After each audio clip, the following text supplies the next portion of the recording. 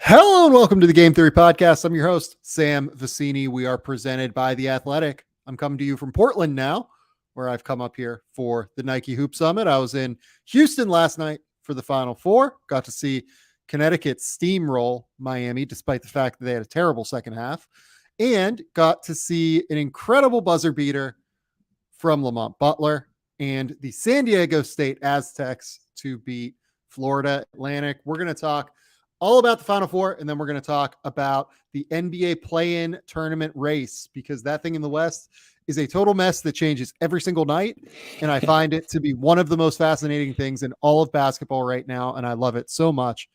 Spins, you're here. Adam Spinella. How's it going, buddy? Hey, Sam. It's great to be here. Again, hoops is kind of in full swing right now. Like NBA playoffs are starting soon.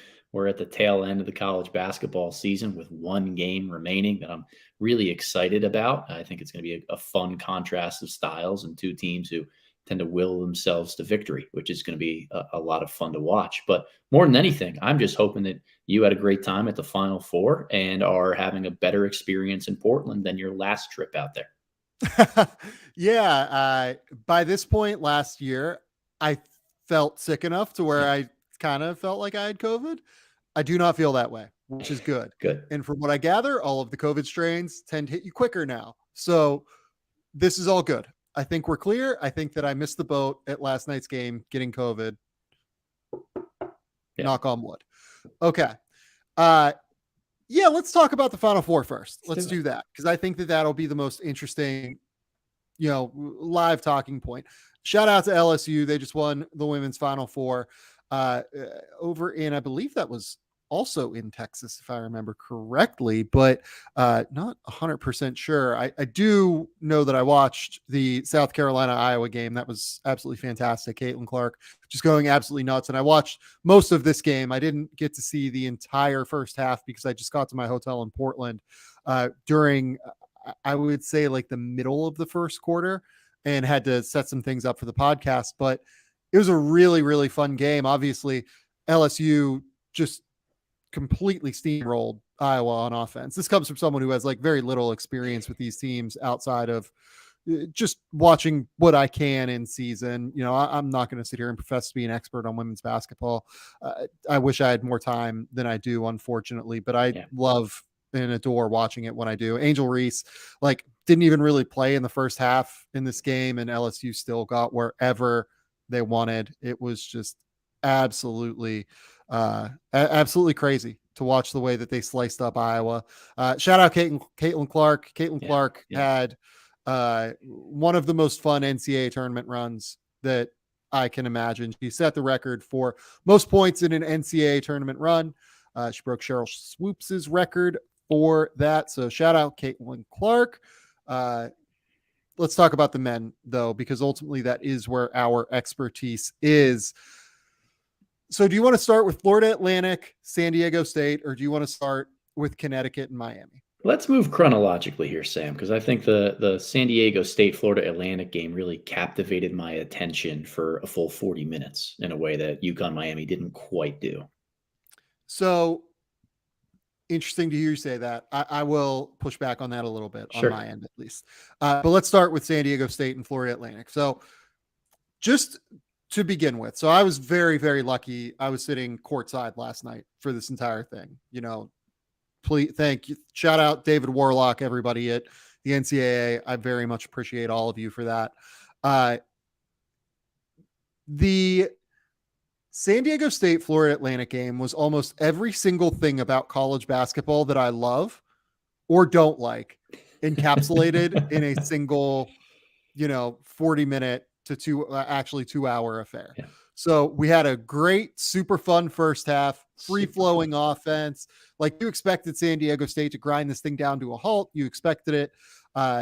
You expected this older, more experienced team to try and dictate tempo and dictate the pace of the game, and they couldn't do it. Florida Atlantic spaced them out. I thought they really did a good job of taking advantage of some of the schematic disadvantages that San Diego State can sometimes present to you. So San Diego State is more than happy to switch 1 through 4 across the perimeter. Sometimes 1 through 5 if Nathan Mensah isn't on the court, but mostly they're going to switch 1 through 4 around their big, and they're going to have Mensah guard the basket or Jaden Ledee if he's in at center. Because Florida Atlantic plays 4 guards, it felt like in the first half they were able to kind of dictate those matchups where they wanted. And I thought it was super, super impressive to see them kind of dribble drive, get separation, get penetration, kick it back out, hit Nick Boyd. He hit 3 threes in the first half, hit, all of their variety of shooters out in the perimeter. I thought it was super, super impressive stuff. What Dusty May and company did. By the way, that was my first time having seen Dusty May coach like in person before. And I was right across from their bench. So I got to like see everything that was happening with them. I was so fucking impressed with him. Yeah. Like so impressed. Just the way that he conducts himself, the way that he is completely calm at all times. He goes back, he gets advice from his assistants, he comes back out, he's ready to go. It was super, super impressive stuff, I thought. And they dictated the tempo of the first half. They pushed it up and down. They got where they wanted offensively.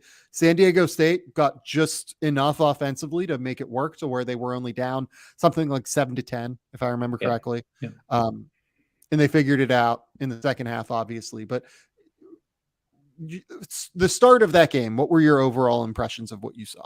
Yeah, totally awesome start from Florida Atlantic and the way that they spaced the floor. I think San Diego State defensively, they turn up the pressure. They really get into the basketball. And as a result, they tend to live with some kick out threes from time to time. Yep. And what they as a team do a great job of is taking away the corner drift pass, where if you drive baseline, they're going to anticipate that, try to get steals. And they had a couple of them on some passes from the Owls that were just going straight out to the corner. But I thought their guards did a good job of getting in the lane and reading where that help defender was going and trying to make the open kick there. The other thing that stands out to me is just consistently through this tournament and in that Final Four game against the Aztecs is how good of a job their guards did on the glass. They are great rebounders on the defensive end of the floor. They attack timely with 2 hands to try to squeeze basketballs on the offensive glass. Like they're very tough and unrelenting in some regard. And it wasn't just that they were able to space them out, is that they matched the physicality and toughness of a San Diego State team that is really built for that. And as we're watching this first half and Florida Atlantic gets out to a really good start, it was a game of runs, right? Like they were up like 6-0 or 8-0. Then the Aztecs stormed back. Then Florida Atlantic went on another run of their own to take a 6, 7, 8 point lead. And it's kind of crescendoed as we got closer to halftime. As we're going into the half, I kept thinking to myself, this is a San Diego State team that might not be built to come back and win a game. That they're great when they can control tempo. They're great because they're so physical on the defensive end and they can kind of clamp you and shut you off as long as they continue to believe and defend. But do they have enough offensive firepower to really crawl their way back in? And can they take away any of those open catch and shoot looks that the Owls are really getting? I was looking forward to seeing how the game adjusted in the second half. Yeah, and how I thought it adjusted was it felt like San Diego State like packed it in almost like even more. Yeah. Which is like almost what you would not think to do in that circumstance when you're getting like sprayed for threes and everything. And, Elijah Martin is killing you, but like, it was awesome. It was super impressive. I thought Lamont Butler really got into those guys at the point of attack. And obviously he got the rewards at the end where he was the person that made the shot that won it for the Aztecs. But I thought that their defensive intensity was terrific. Yeah. The other thing that they really started to do, thing that I was like losing my mind about a little bit, because I was like, wait, why are they doing this? They started to like isolate Jaden Ledee out in space. Yeah. And started to just like let him go to work against some of their bigs. And it was either a mismatch with Rosado in terms of like size, or it was a mismatch with Golden in terms of quickness. Yep. And they just let Ledee go to work. And he was absolutely dreadful in the first half. He was awesome in the second half. He was awesome offensively in the second half. He was really, really good.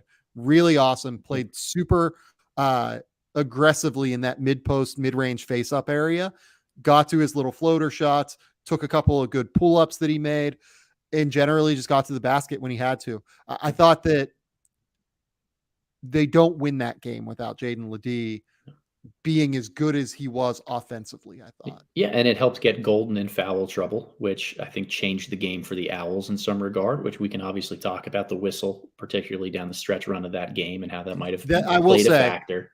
that is the other thing that changed for San Diego State. Yeah. The officials went from not calling a lot of stuff to just completely changing course and calling everything. Yeah. And that is bad. Let's just be clear about that. It was an inconsistent whistle. I thought it was a bad whistle. And I thought it was, frankly, something that, in terms of the bad calls that occurred, probably favored Florida Atlantic a little bit more.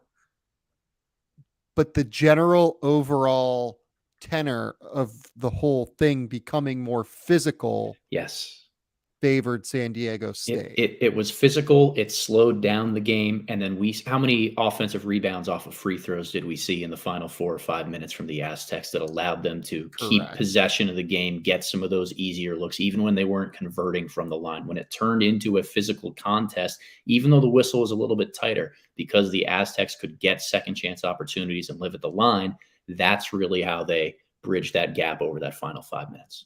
100%. I think that you nailed that.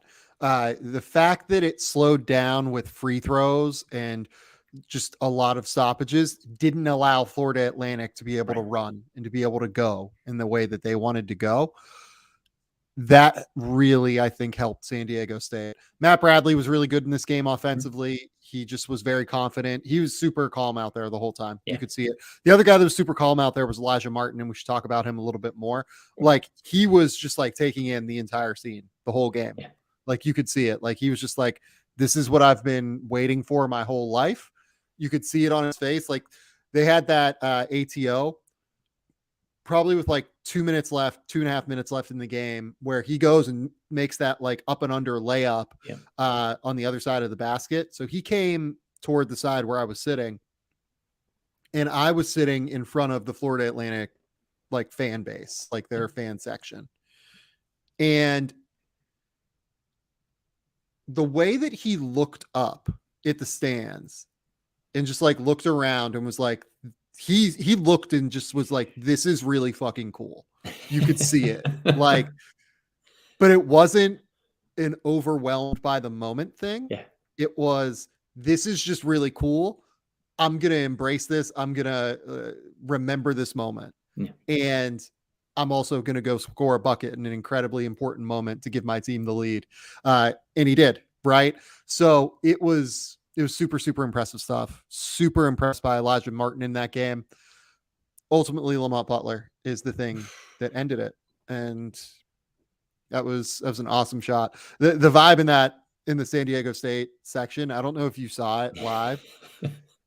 They were just chucking beers over the place. Oh my God, yeah. It ruled. It was fantastic to see how pumped those fans were.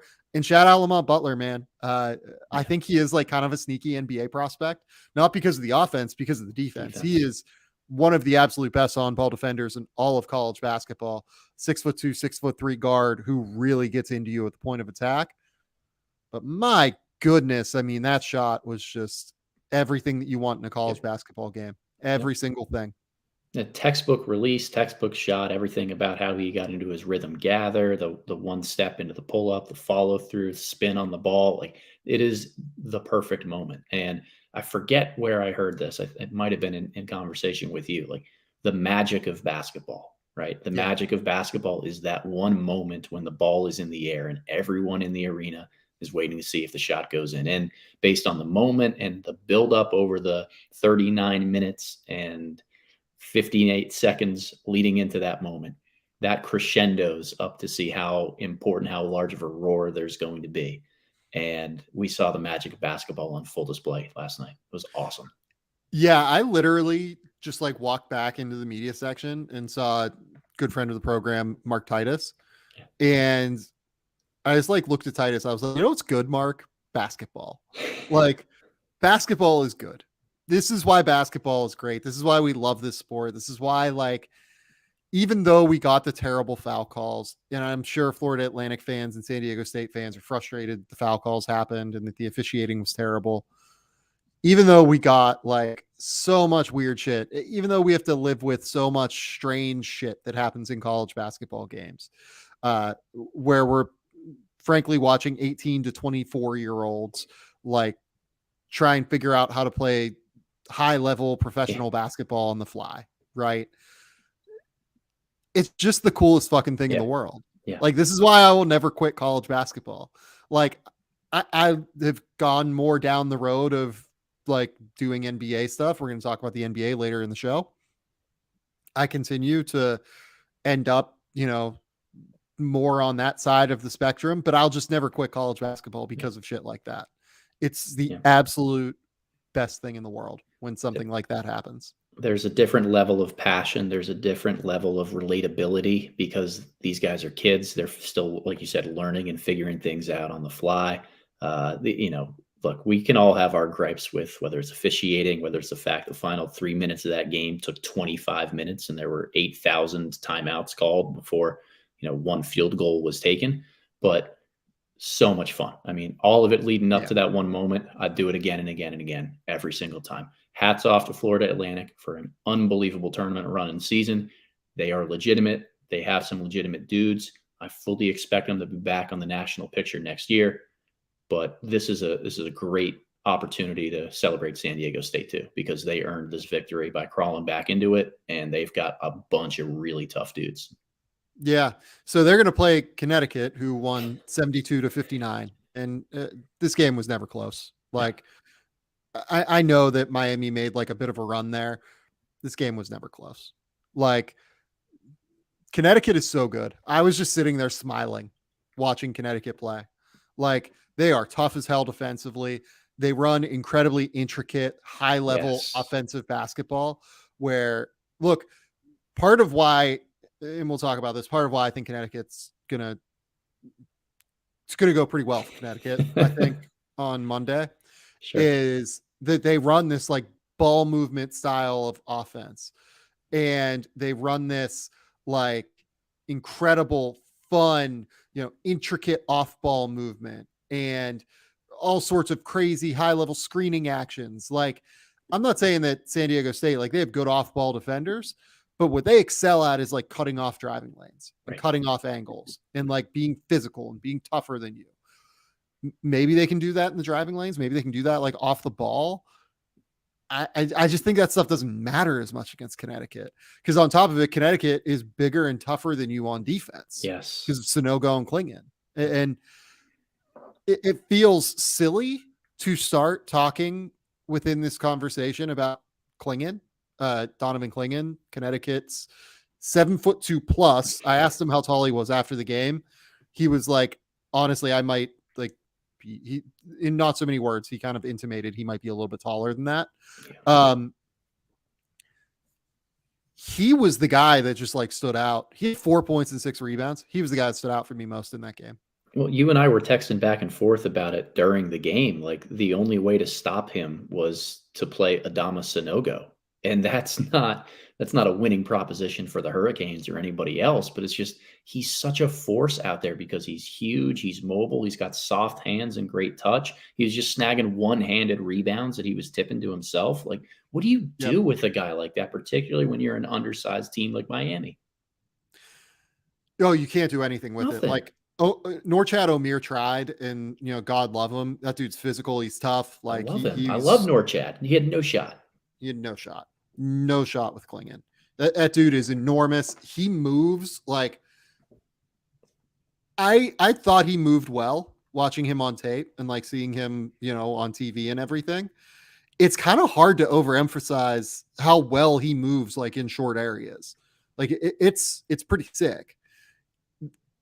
I tweeted this out last night. It got like a bunch of retweets and likes from Connecticut fans being like, yes, you're right, but shut up. There's no way that he doesn't go in the first round if he declares. He is so good in drop coverage. Like Yep. he is like terrifyingly good for a freshman in drop coverage right now. Yeah. He is 7'2". He moves well. The shot looks projectable. Like I know he doesn't take anything outside of like 3 feet, but when you watch him shoot free throws and you watch him in practice, you watch him take shots, it looks like there might be something there. And like you're talking about like 20 to 30 in this draft, you absolutely take a swing on this guy. If he declares, I don't know if he's going to declare. Like he seems very happy at Connecticut, and God love him. Like if he doesn't declare, he could be the like lone big man that goes in the top 10 in 2024 with how big of a mess that draft is. Like there are pros and cons to him leaving Connecticut now or leaving in a year's time. I don't know what he's going to do, but I'm just saying that guy's going in the top 30 if he declares this year. Like I have very few doubts about that. Yeah, I mean, other than Derek Lively, it's hard for me to envision a big man in this class, a true center type who has a more projectable upside and the skills that we've seen that can translate to the NBA. And to me, it comes down to the footwork. Like, yes, he's huge and he eats space, but if he has to move his feet for more than one step or two steps, he's pretty graceful with it. He can do it without fouling, with keeping his arms really big. I remember watching him on the AAU circuit. He played a bunch of hoop group events that I used to always go to and coach at. And his footwork on the block was always so pristine, even from a young age, that you would look at something like that and say, can he figure out how to move his feet and just master angles in space on the defensive end of the floor? Because if he can do that, he's going to be unstoppable on both ends. And in no way did I expect him to do that as a freshman. It's hard to talk about Klingon objectively because we fall in love with all of the small traits that he's shown us, yet he still plays a minimal role on this Connecticut team as a backup to Sonogo because he's also been so dominant. And by the way, Sonogo was awesome against Miami. So good. Top to bottom, did so many things. He shot the ball well. He attacked closeouts and finished at the rim, protected the basket. Shout out, like you said, to Hurley for the movement that they have on offense and the way that allowed Sonogo to seal guys up the line for high lows, and their guards just threw the ball directly over the top because none of the Hurricanes could be in position from the backside with all the movement going on. Like everything about how Connecticut utilizes their bigs is pristine. And that allows Klingon to show all of his strengths without revealing any potential deficiencies. But my God, we're how deep into the season now, and we've seen him do this consistently every single game. Like there may not be many deficiencies there. Yeah, and I mean, like the short roll game from Sonogo has gotten way better throughout the course of the season. Klingon has gotten way better defensively and in terms of just like learning where he needs to be and like how to best utilize his frame throughout the course of the season. They're super impressive. The other thing I will say, like being there and like seeing him up close, Jordan Hawkins was nowhere near 100% in this game. Like, I know that Dan Hurley is like saying that publicly and everything. I just want to make it clear, like that's not bullshit. He was like not moving nearly as much as he does throughout games last night. Like typically he is the Energizer Bunny that's like running off of screens, like back and forth across the offensive zone, trying to find any sort of daylight for an open catch and shoot three. And he just didn't have it. Like he just absolutely did not have it because he had a stomach bug the night before. And look, it's the fact that they auto benched Andre Jackson for 16 minutes in the first half and didn't have Jordan Hawkins really like for that game. Like he had 14 points, but he was not 100% in that game. Just straight up. I can tell you that the fact that they beat Miami by 13, given that, is ridiculous. On top of it, this is now a team that you are San Diego State. You have to prep for in 48 hours, all of the crazy shit they do on offense. That is an impossible prep in 48 hours. Like all of this is why I think that this is, I feel good about Connecticut is what I would say. I struggle seeing how San Diego State is going to score. to be honest with too. you. That's the thing for me. That side of the floor is the one that I think more heavily favors Connecticut, because while San Diego State, Yeah. like it's hard to game plan schematically, they at least have really good defenders all the way through their lineup, individually speaking. But you know what the problem is? So does Connecticut. So does Connecticut. And Connecticut is big. Huge. Like they are 6'5" across the board. Like Tristan Newton is legit 6'5". Jordan Hawkins is legit 6'5". Alex Caravan is 6'8". Andre Jackson is 6'5", 6'6", something like that. Like then you have Sonogo, Klingon. Both of those guys are enormous, and Sonogo plays bigger than 6'9". And then you have Naheem Aline, who's 6'4", but is like he was huge and like physical, yeah. And like Joey Calcaterra, I guess, is their smallest guy. He's like 6'3", but he's really smart defensively. Yes. Like they're just tough. They're a tough team. They're super intricate and tough to deal with offensively. They're physical defensively. They have the imposing rim protection. Like it is obscene how good they are. Yeah, and you can't bet against them, Sam. Like as much as I want to give San Diego State the fighting chance and believe in what they've done, I love Dutcher as a coach and just how much belief they have in themselves. You can't bet against Connecticut, not after what we've seen the last 5 games, not with the fact that they haven't lost a non-Big East game all season long. And I think they've won each game by 10 or 12 points at least outside of conference. Like they're dominant right now. They are dominant. They're deep. They shoot it. They defend. They rebound. I don't know how to beat them. Yeah, I think they're a really tough beat. I mean, I am just looking through their non-con. I mean, yeah, they beat Oklahoma State by 10. I think that's the closest in their non-con. Like, yeah, they're a ridiculous team, man. They're really good. Yeah. Honestly, like they're not going to go down as one of the best teams ever. You can't when you're a 4 seed, right? But like at their peak, like at the beginning of the year and right now, I have not seen many better college basketball teams. Like this is better than like, last year's champion, right? Like this is better than just kind of everyone across. Like all due respect to that Kansas team, right? Like that Kansas team was really good last year. Like they had a better record than this Connecticut team, but like my goodness, they're so much bigger. They're so much longer. They're so much more athletic than that Kansas team.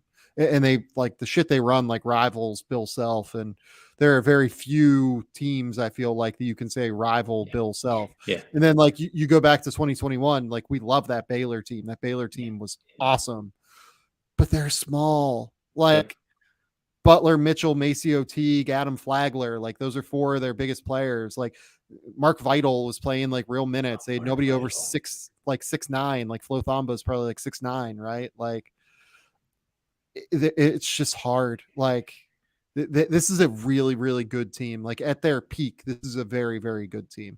And man, I'm with you. I don't know how you stop them. I don't.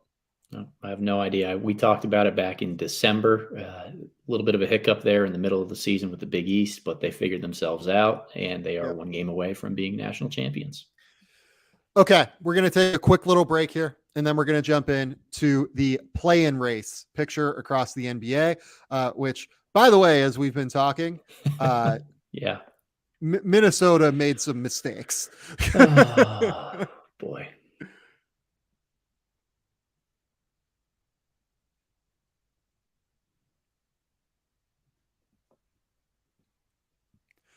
Okay, before we get to this like disaster in Minnesota that just occurred, by the way, shout out Minnesota, the Timberwolves.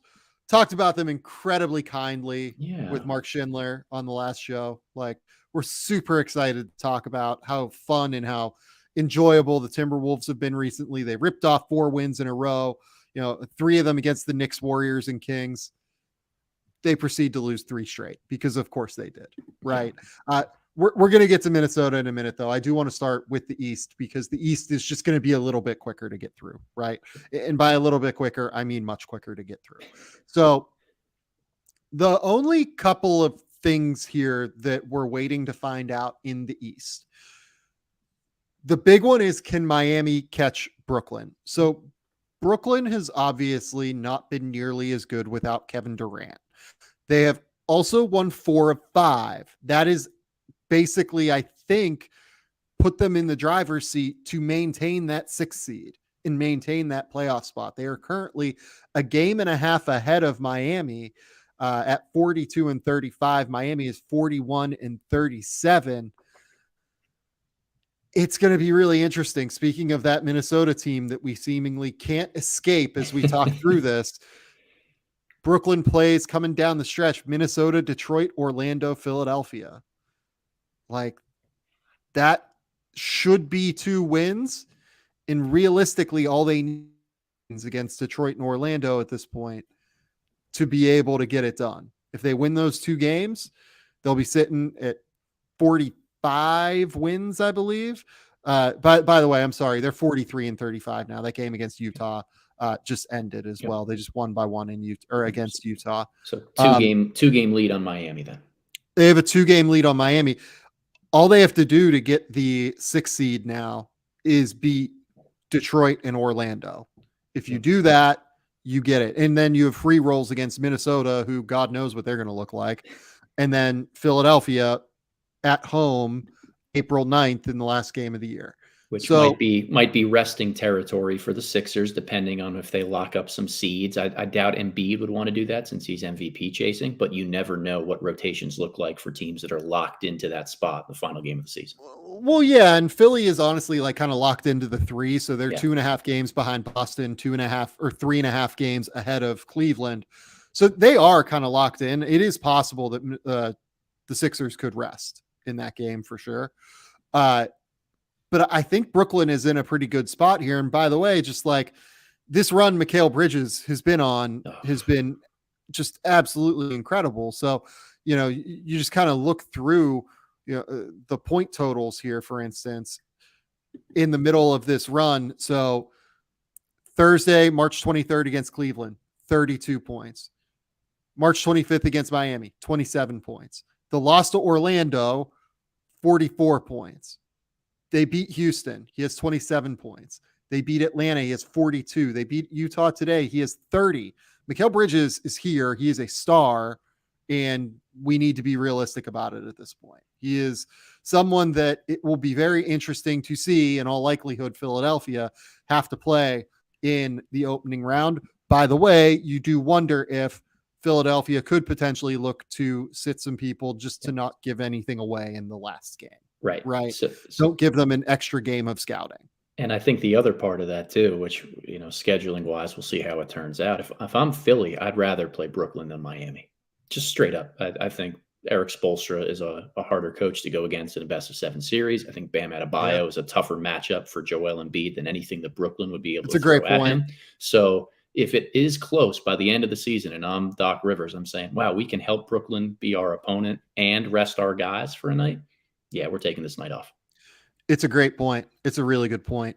The last games here, by the way, for Miami, just to keep it in context as well: Detroit at Philadelphia, Washington versus Orlando. So they could realistically win all of those games, probably favored in 3 of those 4 games at the very least. They will be able to keep pressure on Brooklyn. Like, if Brooklyn slips, Miami will be there. So it will be very interesting to watch all of that play out. The 8, 9, 10 range is all very close as well. Toronto, Atlanta, and Chicago. That 8 seed is obviously incredibly important because it gives you the double chance to be able to get a loss and knocked out of this whole race. Or if you lose in the first game, you don't get knocked out of the whole race. They have Charlotte on Tuesday after having already beaten Charlotte today by 20 points. And then they have a back-to-back against Boston on the road and then Milwaukee. So Toronto, if Milwaukee and Boston, if one of those 2 teams can kind of pull away in the 1 seed chase here late, currently Milwaukee is a game and a half up, or I believe, game and a half up on Boston. That could become interesting, but I would imagine that Toronto is not in a favorable schedule position. If you look at Atlanta coming down the stretch, Atlanta has Dallas right now, Then they have Chicago, Washington, Philadelphia, Boston. Philadelphia is what they decide to do, having basically locked in the 3 seed already. Going to be very critical for all of these races coming down the stretch here. Chicago, Atlanta, Milwaukee, Dallas, Detroit coming down the stretch. Honestly, Chicago could win 3 of those 4 games if things really broke right? So they also are coming off of a really nice 20-point win against Memphis today. I don't know how this thing looks, man. Like, this is going to be wild. Yeah, and Chicago and Toronto playing pretty good basketball right now too. I think each of them have won 7 of their last 10, 8 of their last 11, something like that. The Bulls have been much more inspired and collective as a unit defensively, and that has propelled them to some success here. And then Toronto starting to figure some things out just rotationally. I think Jakob Poeltl's fit has been a lot better there for the Raptors over the last couple of weeks after maybe a growing pain or two coming from the deadline. So, Atlanta, the one team in this mix that's not trending upward, I think it's really important for them to maybe steal a game or 2 from one of the better teams because they might need that margin for error the rest of the way. You know what the problem is? They're not like trending upward or downward. Like they've alternated wins and losses over every game, it feels like, for their last 25 games or whatever, right? Like they lose to the Nets, they beat the Cavs. They lose to the Grizzlies, they beat the Pacers. They lose to the Timberwolves, they beat the Pistons. They lose to the Spurs, they beat the Warriors. Like it's a weird team. The Hawks are a very strange team. And trying to figure out anything with them, new coach, obviously, with Quinn Snyder, just like taking over on the fly, like trying to determine anything with them seems like a fool's errand. Do you have a prediction for how the 6 through 10 race ends in the East? Yeah. I mean, I think Brooklyn probably hangs on to the 6, just scheduling wise, and Miami in the 7. I'd go maybe Toronto 8, Chicago 9, Atlanta 10. I think that's where I fall on it as well. I think I would go Brooklyn, Miami, Toronto, Chicago, Atlanta is how I think this thing ends. Well, and let me ask you this, Sam. If you are one of Milwaukee or Boston, is there a particular team or matchup in this play-in group that you're hoping not to face or that you think would give you more trouble than somebody else? I mean, look, I think Miami is like a level above all of these teams. So like, I would not want to play Miami for sure. Look, I know that like they have a negative point differential and everything this year. I know that, Toronto has looked really, really good since the Jakob Poeltl acquisition. Yeah. So I think there's absolutely a case to say that you want to avoid Toronto as well. But the problem is that like 2 teams have to make it and you have to play 2 of these teams, right? So look, I think that at the end of the day, Milwaukee and Boston beat both of these teams and it gets done. Yeah, I think I'm in the same boat there. Obviously the experience from Eric Spoelstra and what he's been able to do in 7-game series just gives me a little bit of pause. I think Toronto is probably the most talented, connected group right now, but Miami has a coach that ends up making a big difference in a best-of-7 series. Agree. Okay. Let's go to the West. Oh, boy. Deep breath for everyone. So as we've been recording, let's start here. The Timberwolves are in the midst of a now 3-game win streak because they just dropped a home game to the Portland Trailblazers, who started Skylar Mays, Shaden Sharp, Matisse Thybulle, Trendon Watford, and Drew Eubanks. They played John Butler 18 minutes, Jabari Walker 19 minutes, Kevin Knox 29 minutes, Shaq Harrison 18 minutes, and Jonathan Williams 13 minutes. Look, all due respect to those guys all fight. And I think that that's why Portland has chosen to continue to like develop those players, particularly and sign them. It's a loss you can't have if you're Minnesota. Karl Towns went 1 for 3 from the field in 25 minutes and had 5 fouls. Mike Conley did not play particularly well in this game. It's something we talked about on the last show with Mark is that I hoped that because some of the roles were a bit more defined now within Minnesota, that implementing Karl Towns back in might be a little bit easier. I think I was wrong about that. And I think that it actually has not been any easier. I think it's been quite difficult at this point. Yeah. And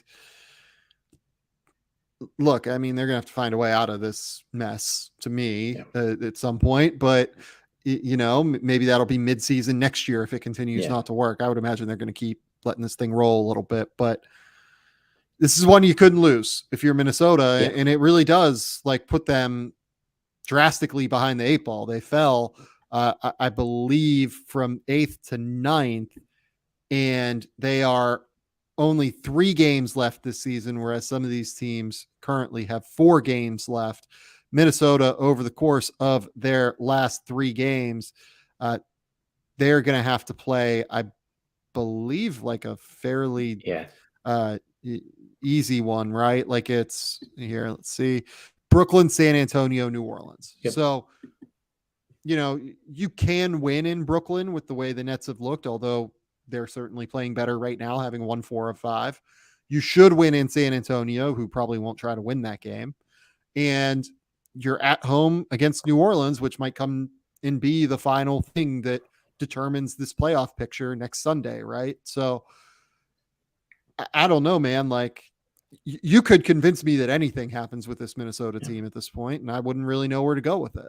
Yeah. So quickly, very quickly here, I just want to pay my respects to that fighting group for the Portland Trailblazers, because how many times have we seen it over the last week or two, whether it's Portland there, I think, Charlotte got 2 big wins over a discombobulated Mavericks team last weekend. Like, these are guys who are playing for their lives and their NBA contracts, and we expect them to just kind of roll over because the usual stars aren't in the lineup. We know that it would be advantageous for the franchise if they lost more games and had a better draft position.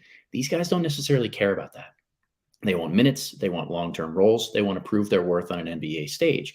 So if you are a team like Minnesota who's fighting for your playoff lives and just trying to get as good of a seed and an opportunity to make it in the playoffs as you can, you have to know that going into a game like this. You have to know that everybody on the opposing team, regardless of it's the guys that you would size up and say, we're more talented than them, or if it's just a good group of veterans who are out of the playoff picture, you can't size anybody up. You have to be able to drive that nail into them. And unfortunately, Minnesota could not do that. Yeah, and coming into this game as well, Shaedon Sharpe, over his previous 6, had averaged 24 points, 6 rebounds, 3.5 assists, shooting 46% from the field, 44% from 3 on 8 3-point attempts per game, and 80% from the foul line.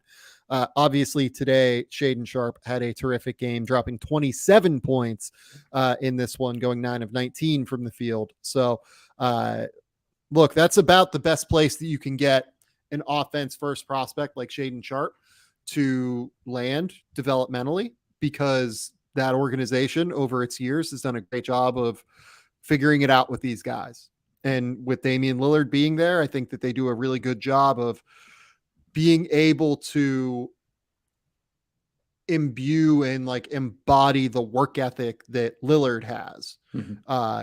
So yeah, and the intensity that he brings to the table. So yeah, look, he's going to be he's going to be really good. I think he's going to be really, really good. And maybe we'll deep dive into him a little bit at the end of the season when we do like a rookie recap. But sure. This is not about Shaedon Sharpe. This is about the NBA playing picture. Well, and one last thing on Minnesota there, if we're trying to hypothesize about different things they can try to make them more viable in the postseason, or at least to get the pieces to better mesh. I wonder if outside of the opening few minutes and closing few minutes of a game, if they go more with a Conley and Gobert pairing and sit Edwards and Towns, and then play Edwards and Towns and sit Conley and Gobert for stretches, that keeping kind of the Utah guys and then keeping the Minnesota guys together. I don't know if it's chemistry. I don't know if it's just the fact that Conley's a better lob passer out of the pick and roll than anybody else that they have. To me, that might be something they try. There's no way they'll sit Edwards. I can actually see a world where they decide to sit Towns like that. That's not impossible to me, given that he's still just like getting back. And I think you can just like make the case, look, we're playing better without you right now. Like, it's a difficult implementation. we kind of just need to give the guys like the best chance to win. I don't really see that happening either necessarily, but I'm just saying I think that's more of a thing. Edwards, there's no way they're sitting him. No, and I shouldn't say sit Edwards. I should say stagger his minutes a little bit better so that it's him and Towns on the floor together, and you keep that pairing because I think they really enjoy and have developed the chemistry with each other. You can obviously play Conley, Edwards, and Gobert together. They've done that already this year, but I think that being more intentional about, okay, we're going to give time to let the Conley Gobert pick and roll rock.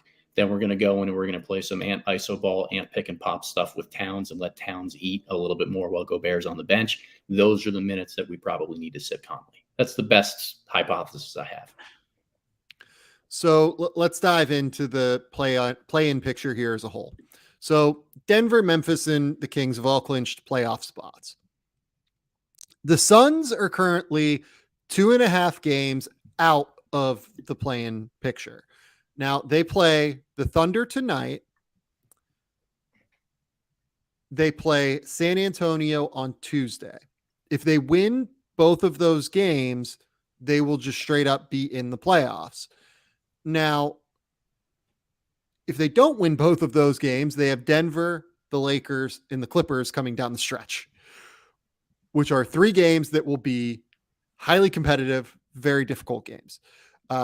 I would assume Denver will be, because I don't think Denver at that point will have clinched the number 1 seed, although it will be pretty close, I think, to them being able to clinch the number 1 seed. Phoenix, I think they're probably just out of this picture to some extent, but they are at least on the upper fringes and just about to graduate, let's say, into the playoff picture versus the play-in picture. Yep. And they just beat Denver over the weekend, right? In the game that Jokic sat. Is that right? I believe that sounds right to me. Yeah, they did. Yeah. I watched the Minnesota game. I did not watch the Denver game. So yeah, I mean, look, we all know that Phoenix has a different level of firepower in a way that they can probably tap into and turn on that some of these other teams in the Western Conference playoff race don't. The fact that they're starting with a couple game advantage here with 4 or 5 to play puts them in the driver's seat to be that 4 seed, no doubt. Yep, I think that's right. Okay. Now let's get into the real meat of this thing. The Warriors are 41-37. The Clippers are 41-38. They currently occupy the 5 and 6 spots. The Pelicans are 40-38. They're a half game behind the Clippers, a full game behind the Warriors. The Lakers are currently 39-38. They are currently a full game behind the Clippers and a game and a half behind the Warriors. The Timberwolves are 39-40 after today's calamity. They are, it looks like, 2 games back of the Clippers, but this is where we start getting into like the play-in things. Like they are a game behind the Lakers and a game and a half behind the Pelicans. They also are at 79 games played, whereas the Lakers are at 77 games played. So the Lakers basically have 2 games in hand to be able to like really potentially put some distance between themselves and the Timberwolves.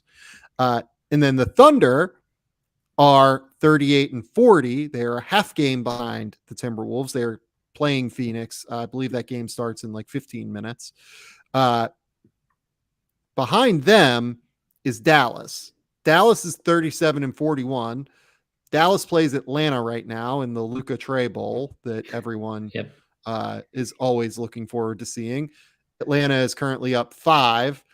They are at 48 points in 16 minutes of game time against Dallas, which, you know, sounds about right for this Dallas team, right? Sounds right. That does sound accurate. Yeah. So, you know, sometimes that's going to happen. That's the reason that let's start with Dallas here. Okay, let's do it. We should mention Utah is 2 games out of this picture as well.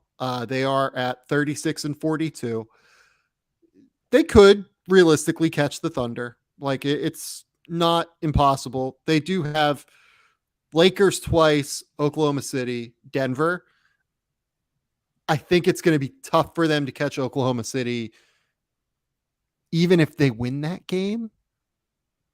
to be honest. Like, yeah, even if they win that Thunder game, I think it's still going to be a little bit tough for them to catch them, but we shall see. Let's start with Dallas, though. Yeah, The, baby. the Dallas issue is that they just can't defend anybody, just Oh. straight up. Like, they just don't really have a chance on that end, it feels like, whenever you watch them. Yeah, well, and it seems like there's a lot of pointing of fingers as to who's responsible for that. That some of the coaching staff thinks that the players should be trying harder. Some of the, media and people around the team think, and I'm not saying this is wrong, think that it's just a poorly constructed roster to be successful in the defensive end. I certainly fall into that camp. There are so many issues and not enough people who are solutions oriented or any type of solution that clearly pops out at you for how to fix any of this stuff, that it just very much feels like a sinking ship. That when a game is on the line, and I wrote about this for SB Nation earlier in the week, if they come out and they end up winning a couple play-in games and they make it to the postseason, are they going to be able to stop anybody over the course of a best-of-7 series? Like, what adjustments, what styles can they play to take any of these top Western Conference teams out of exactly what they want to run? So as much as you want to buy into the star power of Luka and Kyrie being a threat in the postseason, they look tired already from playing that role and having to compensate for a really porous defense. I think that's right. And I just don't see it with this group. I mean, you look at their last 15 games, they are currently 24th in defensive efficiency over those last 15. Yeah. That's going to get worse. And that feels high. This disaster. Well, the thing is that if you look at the teams that are beneath them, it's a Pacers team that, not quite like in full tank mode, but pretty close. A Rockets team that is in full tank mode, a Portland team that is in full tank mode, a Spurs team that is in full tank mode, and then Miami and Atlanta. So they essentially have like the third worst defense out of teams that still give a shit. Yeah. Right. So like they're bad. They're really bad on defense. There's no ifs, ands, or buts about it. They're really bad. And look, Luka just looks tired out there. I know we've talked about this on the podcast a week ago. Like there might be something else that's going on there. I don't want to touch that necessarily, but you would need Herculean efforts from him and Kyrie to overcome what they have on that end. And I don't see that happening right now.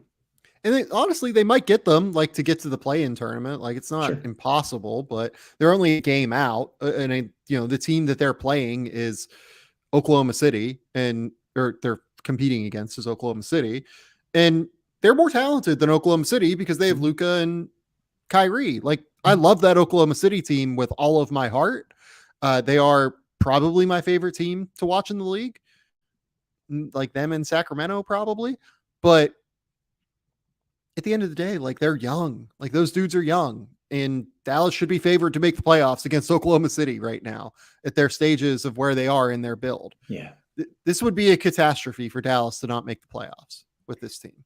It very much feels like, and I can't remember off the top of my head because I'm not as good of an NBA historian, but I know there was a year when the Oklahoma City Thunder got like the 9 seed. They won 45 or 46 games, but they missed the playoffs when they had peak Russ and KD and some of those guys. I think KD was banged up for a large portion of that year and missed some time, where it's like, they're talented. You don't want to face them in the first round if they get there, but it just never felt like it was their year to see all of that come together. Yep. I think that's right. This is just, it's going to require some real tinkering in the off season, assuming Kyrie stays. Look, I don't know where he's going to go, but they can give him the most money, let's just say. And it would make sense for him to stay if they want to keep him around. If he stays, it's just going to require some actual go find some dudes who can defend. Yeah. Like, and they can do it. Yeah. Right. You have the two dudes. You just need to find defenders. Honestly, like defenders tend to be the cheapest thing for you to be able to find. Like defenders don't really get overpaid. So we'll see. Maybe, or maybe Kyrie leaves and this whole thing like blows up. Who knows? Yeah, look, I'm not too worried about the long term for Dallas. I think that there are ways that they can put the roster together. Now they have to do it this July. Like this is a huge time for them. But if they end up with a 10th pick in the draft this year, let's say, I don't think that's a complete disaster for the organization. So I'm not hitting the long-term panic button. I don't like what we're seeing right now. I disagree. I think that it is a total disaster for them if they end up with the 10th pick. Like, this is not a team. Look, it'd be a great like consolation prize, I guess. But you have Luka fucking Doncic. He's like a first team All NBA player. You can't miss the playoffs with this guy. You just can't. You can't miss the playoffs. You can't miss the 20 team play in with this guy, let alone like the playoffs. Like, there's just no. It also feels like it's half step back to take 2 steps forward, right? Like, once they traded for Kyrie, they know that's the long-term move that moves him forward. Maybe it just means for these 2 months, we're not very good because that's the cost that we needed to pay in order to get this start. Now, I know it's a tough pill to swallow. It's not necessarily one I would want to, but I'm not at the overt long-term panic mode if they don't end up being one of the top 10 teams in the West this year. I'm not there. I don't think that they see it that way, for what it's worth. Yeah. Look, I think that Kyrie is like undeniably a long-term view, like a long-term move. But like, you have Kyrie and Luka, like you should win. You're not missing the playoffs. You should win with that duo typically. So yeah, let's go to the Thunder. So the Thunder are currently the 10 seed, 38-40. Very good team at home. A little bit of a rough team on the road. By the way, you can say that about basically all these teams outside of the Clippers. The Clippers have like a pretty real, like, even split home versus road. The Warriors are obviously in the midst of this like very strange split. The Thunder and Pelicans are a little bit worse in terms of their splits home road. The Thunder, they have 2 games at home, 2 games on the road, including this game tonight against Phoenix. Look, I love this team. I do think that they get the 10 seed. Maybe that's just me being optimistic and hoping that they continue to win. But the thing that stands out to me is just that they are incredibly competent. They are just so competent when you watch them. This is a young team filled with young dudes. You shouldn't make as few mistakes as these guys make, I think, is what it comes down to. And that's a credit to Mark Daigneault, who I think like might be one of like the very good coaches in the NBA. Like, he might be really, really good. Yeah. Really, really good. He's awesome. There's organizational synergy top to bottom here with the way that they draft players, the way that they develop them, the way that they play on the floor and mesh together. I'm not going to rehash any of that stuff. I know you had Andrew Schlecht on the podcast like a week or 2 ago. He did an unbelievable job explaining how they've built this roster and what they do. So go listen to Schlecht and the words that he brought there. You mentioned youth with this Oklahoma City team. Everyone sees it. Everyone knows it about them. Around this time of year, people expect that to be the other shoe that drops, right? That a young team isn't the one that can make it in the playoffs, that when everyone else starts trying a little bit more and the stakes are higher, they'll tend to falter. To be honest, I don't think this team knows any better. They're just a bunch of tough, aggressive dudes that are going to go out there and play their hardest no matter who's in front of them. That's what they've built their identity on. That's what we've seen this entire year. I don't know if I buy into that changing just because the stakes are higher and they might tighten up a little bit. I think this is a very loose group of guys who really enjoy being around each other and playing with each other.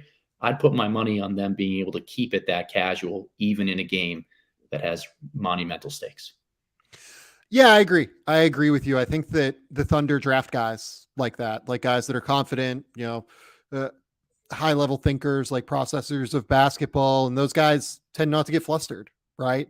So I do agree with you on that front. But like we said, we talked about the Thunder recently on the show. I don't know that I want to belabor the Thunder within this conversation. They're sitting in a good spot here in 10th. And if they make the play in, it will be seen as a very good success. I also talked about the Lakers recently on the show with Schindler. I'll give you the floor, Adam. I think this team is like very dangerous. Yes. Like extremely so. They do have like a bit of a difficult schedule to finish. Like, they do have LA and Phoenix in the middle here, but they have Houston and 2 games against Utah. If they can go 4-1, they get to 43-39. I mean, that probably gets them the 7 seed. I don't know if it quite gets them to the 6th, though. What do you think? Yeah, I don't know if they can get to the 6. They're only a game back of the Clippers right now. And I'm not the tiebreaker maestro, right? Like I don't have all of these what if scenarios printed out in front of me and ready to give them out there. So I have no idea. But uh, look in the loss column right now, and they're tied. They're tied with the Clippers. And that's what I continue to go back to here. This is the most dangerous team in the West in this playoff race since the All-Star break. They have completely reshaped their defensive identity. Anthony Davis and Jared Vanderbilt are a nightmare for any team to try to face, particularly in that first round. I don't care if you're Denver. That's a horrible matchup if you're the Nuggets trying to deal with what they can do and the different bodies they can throw at Jokic. If you're Memphis and the way that they can space you out a little bit on the offensive end of the floor with those two guys and the abundance of energy they bring, or if you're Sacramento and the multitude of ways that they might be able to just pressure and disrupt Sabonis on the perimeter. The Lakers are built to win a first-round series against any of those teams that they would face if they end up in the 6 through 8 spots. I agree. I actually very strongly agree. I would not want to play this Lakers team. No. I think they're a very dangerous playoff team. Yeah. I think they're going to make the playoffs. It's just whether or not they have to play in the play-in to get there, if I'm being real about it. Look, the play-in, you mentioned it earlier, that 7 and 8 spots are so valuable because if you win, you're not playing the top team in the West. And if you lose that first game, you still have another shot at it. So we want to talk so much about, are you at the 6th spot and safe from it all? Or are you somewhere in the 7 through 10? No, there's a huge gap between 8 and 9, a huge gap between 8 and 9. Yep. And I think the Lakers are sitting really pretty because they're a game up on Minnesota, who's in that 9 seed, who's a little rickety right now. And the Lakers have been playing well, have an easier schedule with Houston and 2 against Utah. I think that the Lakers are at least safe to get 2 bites at the apple if they need to find a way to get themselves into a playoff series. The other thing about the play-in is that if you get the 7 seed, you get the home game in the first play-in game. And that's really important as well. And it's important to note that against the Pelicans, who the Lakers are a game and a half, or just a half game, not a game and a half game behind, because the Pelicans have a very difficult schedule coming up. They have Sacramento, Memphis, New York, Minnesota. All of those games are going to be hyper competitive. All of those games are going to be tough. The good news for the Pelicans, they are playing really well right now. They have, I believe, ripped off something like 8 of 9 recently, 7 of 8, something like that. Yeah. But you're going to give me the schedule. I get it. I am. I'm going to give you the schedule. Go ahead. Go ahead. I mean, look, when they went on that 5-game surge, they beat Houston, San Antonio, Charlotte, the tanking Blazers, and 1 good win over the Clippers. I'm not fully sold that they're on this magical late season surge. I think that the calendar hit right for them then, and over the next week, it's going to course correct. I get it. I do.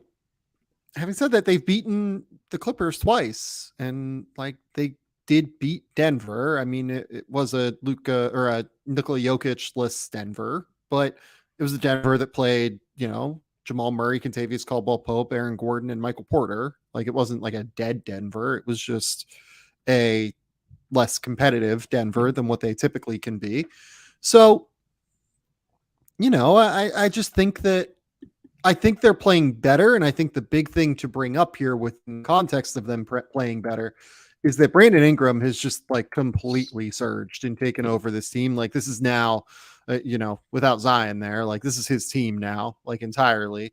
If you look at this little stretch, he missed back-to-back games against Oklahoma City and Portland in earlier March. If you look since he's gotten back over his last 10, he's averaging 29.5 points, 6 rebounds, 8 assists. It does feel like they're putting him more on ball and letting him just make plays and make decisions. Over that time, he's also shooting 52% from the field, 43% from 3, 91% from the line. So it's just across the board, he's absolutely killing. And he's really, really good. And we saw it last year in the play-in and in the first round of the NBA playoffs. this New Orleans team, even if they don't have Zion, like they're scrappy. They'll figure out ways to try to scheme you because Willie Green is a pretty good coach. They've got guys who can score in Ingram and CJ McCollum. Like they're not going to be an easy out. I just wonder how much of their production is going to last. And look, we had conversations all summer and even into the fall this year, Sam, about what some of their guys, particularly Herb Jones, looks like in the postseason. The way that you can kind of scheme to take one or two guys out of it for New Orleans is really tough. I think that they've got to lean into being Brandon Ingram and a really defensive heavy type of lineup where they can switch a bunch of things and just try to disrupt people. Willie Green, infinitely smarter than I am, not trying to tell him how to do his job, but just from what I've seen a little bit more of, they really need to have a clear identity. If we're just going to go out there and make our opponent's life a living hell on the defensive end and hope that Brandon can make enough shots and create good offense for us to be able to win some games. The other piece of this is the Clippers, and we should get to them because the Clippers right now are in a Paul George-less spot, right? So Paul George is not playing right now. And, it's Russell Westbrook, Eric Gordon, Kawhi, and, Zubats and Nick Batum and Robert Covington and, Mason Plumlee and Bones Highland's playing 24 minutes in some games. And, Norman Powell's obviously playing a lot of minutes, but it feels like when you take Paul George out of the equation, the roles of this team have so drastically shifted to where I think it becomes very, very difficult for them, especially defensively, it feels like to me, to be able to hold up across the board.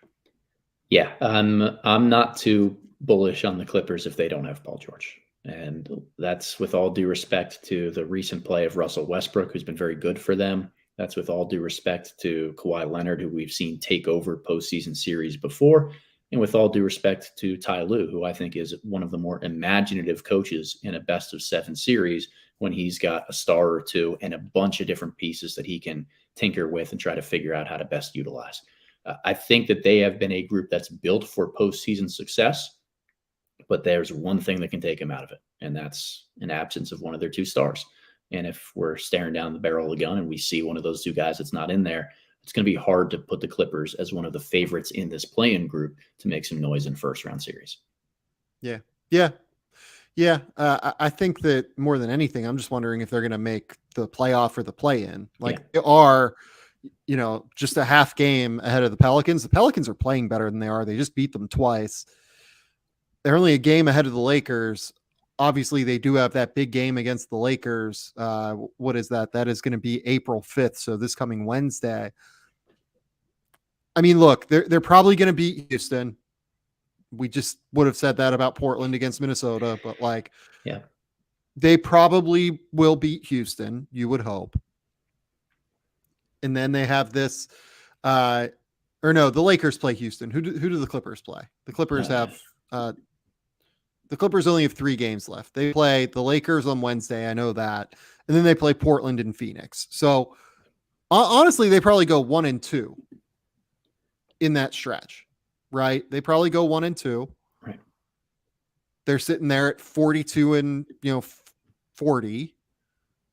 Is 42 and 40 going to be enough to get you there? Well, so they're 2 games up on the Timberwolves right now. 2 games up on them in the loss column with only 3 to play. And the Timberwolves are in that 9 spot. So go ahead. I mean, as long as they can take care of business against Portland and win 1 more game, then that keeps them out of being in the 9-10 game, right? Yes, that is accurate. So that will be accurate for sure. Yeah. So if that's the case, if all they need to do is win 1 more to avoid that 9-10 game, then I mean, things are starting to settle a little bit better for the Clippers. They've got 2 bites at the apple, like we said, in order to get themselves into a playoff series. I'm not as worried about whether they can win one of those 2 games. I'm much more worried about, can they do any type of damage or be a threat to the top teams in the West in the best of 7 series. I don't see it with them in comparison to maybe some of the other teams we're talking about here. I kind of am a little bit worried about them potentially winning in the play-in. Really? Like if they don't have Paul, it depends on if Paul George is healthy. Well, of If Paul course. George is healthy, like I think, they're yeah, fine. they're a favorite in that play-in scenario. I think Right. in assuming without him, like they can still win one of two games. They've been treading water and doing okay while Paul George is out. I just don't see that having a lot of weight in a best of 7 series against the heavyweights like Denver, Memphis, or Sacramento right now. Just don't see it. Yeah. No, I don't either. But Sacramento is going to be weird because how does their defense hold up in the Sure. playoffs is like a real substantial question, I Yeah. think, especially against like a team like the Clippers with Paul George potentially that could like really cause them some issues on the wings. The Clippers are in an interesting spot just because I don't, again, like, does 42 wins get you there when you probably have to play? You do have to play the Lakers. We know that. The Pelicans, if they can win 2, they're in that spot. They have to go 2-2 during that stretch. I think that this all comes down to that Lakers game on Wednesday. I really do. Like, for them to just straight make the top 6. I think this comes down to that Lakers game. A must-win game where we're still almost a week away from how the standings will shake out. And very interesting, Vicini. I Very think it interesting. kind of is a must-win game for both of them. Like Yeah. that is, it's not a must-win, but like it is a very important game where I think both of those teams will play exceptionally hard throughout that game, and it's going to be a really, really good one, I think, to watch. Yeah. Okay, let's finish with the Warriors very briefly because they're only a game ahead of the Pelicans, but they're a half game ahead of the Clippers. They are playing way better than the Clippers. They have won 5 of their last 6 games here. They do play Denver tonight. It will be interesting to see what that Denver team looks like. And then you have Oklahoma City, Sacramento, Portland. If you can win at home against Oklahoma City, and then you can exercise your road demons against Portland on the road on the last day of the year, you should be fine to get in to just the playoffs and the top 6 at that point, because then you'd be at 43 wins. We think the Clippers are probably only going to get to 42, let's say, unless they beat the Lakers. You should be okay in that circumstance. Can I ask you the most annoying, like blog boy, internet dweeb question that I don't know if teams think of it this way, but it's just something that keeps coming to my mind? Okay, let's do it. The Phoenix Suns are probably going to be hosting a series as the 4 seed. Yep. And the Sacramento Kings hosting a series as the 3. Yep. The 2 teams that end up at 5 and 6 have a huge advantage and need to stay there because they avoid the play-in. So the 6 is the security blanket. But is the 6 seed a better one to have than the 5? Yes. The 6 is better to have than the 5, but I feel like you can't really try to plan to get the 6 until you clinch being in the top 6. And beyond that, hard for the Warriors. We could find ourselves in a spot where there's so many potential outcomes over the final 2, maybe even 3 games of the season that everyone's got to go out there and just try to win. Yep. And I don't want to bring this all back to Sacramento because I love the vibes in Sacktown right now. I'm stoked that they are back in the postseason and they're actually gonna host a first-round series. But man, if I'm not Golden State right now, and I'm looking at the way Phoenix is playing, or at least the star power that they have, I would be praying for the Kings. I just would. And that is not disrespect to Sacramento, but I think Phoenix is just a whole different animal with the way that their roster is built with CP3, Kevin Durant, and Devin Booker. I think it is too. I would rather play the Kings than the Suns. All due respect to my beloved Kings team. Yep.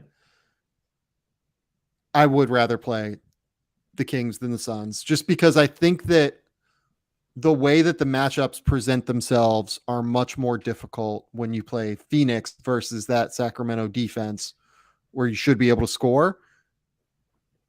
It is hard to plan for the Sacramento offense, though. I will say that. Here's another thing, Sam. I absolutely do not think Golden State can beat Phoenix without Andrew Wiggins. I don't think they can do it. They would need him to match up with Kevin Durant. I think you're right. I think you are right about that. man, I have no idea what's going on with the Wiggins situation. Yeah, When he and would we're be not going to back. speculate on that for what it's worth. We are not going to, but you need him to beat Phoenix. You need him. Yeah. They need him to beat Phoenix. I agree with you. Okay. What order does this finish in, Adam? All right, let's go all over the board here. So I'm locking Phoenix into the 4. I think that's where they will stay. I am going to keep Golden State at the 5 because I like the schedule that they have and the way that they're playing right now. I'm going to put the Lakers at 6, the Clippers at 7, Pelicans 8, Thunder 9, Timberwolves 10. I'm going to go Suns, Warriors, Lakers, Pelicans, Clippers, Timberwolves, Thunder. Okay. So we just have different teams hosting the 7, 8, and 9, 10 games, but the same teams that are playing there. Yeah. Same teams. Yeah. The West is fun, man. The West is a wild ride. Just a wild, weird, like group of teams that, so flawed. All of them are so flawed, but it's so fun. Like a great group. And look, I mean, we're talking about the Warriors without Wiggins, and they've been banged up for a lot of the year. The Clippers potentially without Paul George. The Pelicans without Zion Williamson. Timberwolves just trying to get Karl Anthony Towns back. Like there are a lot of not asterisks, but like what ifs that could go on with the Western Conference. But you can make the case for any of these teams that they could vault themselves easily into being in the top 3. But the season just hasn't shaken out that way. And what we get as a result is probably a really hectic final week of the regular season, and then a lot of talented teams that are going to be in that play-in game and then in the first round of the tournament against the big bad teams in the West. It's going to be great. It's going to be a great time. Adam, tell the people where they can find your work. Yeah, find me on Twitter at @theboxin1_, my Substack, theboxin1.substack.com, or on YouTube with my name, Adam Spinella. It's NBA Draft Scouting Report season for me. Just a million of those things flying off the shelves right now. Make sure you're tuning in. Twitter shares all of that stuff, the videos, the written scouting reports, but really excited to be diving into that college film now that most prospects, and after tomorrow, all prospects have really wrapped up their seasons. Yeah, and for me at The Athletic now, I've got a few different features I'm working on coming out relatively soon. I have got transfer portal rankings, which just absolutely engulf my life this time of year. I will literally be watching tape on transfers until 11 p.m. now, probably. And then, yeah, when guys declare for the draft, I end up doing a few words on The Athletic. I'll share that as that happens. But yeah, other than that, keep it locked at The Athletic. You're going to get so much good stuff, and just go subscribe for all of the great Final Four coverage of my colleagues down there that assuredly will be very good. Yeah, I think that's all I've got. Go subscribe to the show on YouTube, Game Theory Podcast with Sam Facini. Go subscribe on Apple, Spotify, whatever podcasting platform you use. We will be back later this week with a bit more of a deep dive on the CBA changes that will be forthcoming, the negotiations that just occurred. I'm waiting to do a show on that until we have a little bit more clarity on all of these things, because it feels like we're dealing with incomplete information. It felt like when, all of the original stuff came out that it was geared toward the owners. Some of the stuff that's trickling out now is geared toward the players. I just want to wait. I want to be a little bit patient. I want to do a deep dive into it with someone that's smart at the end of it.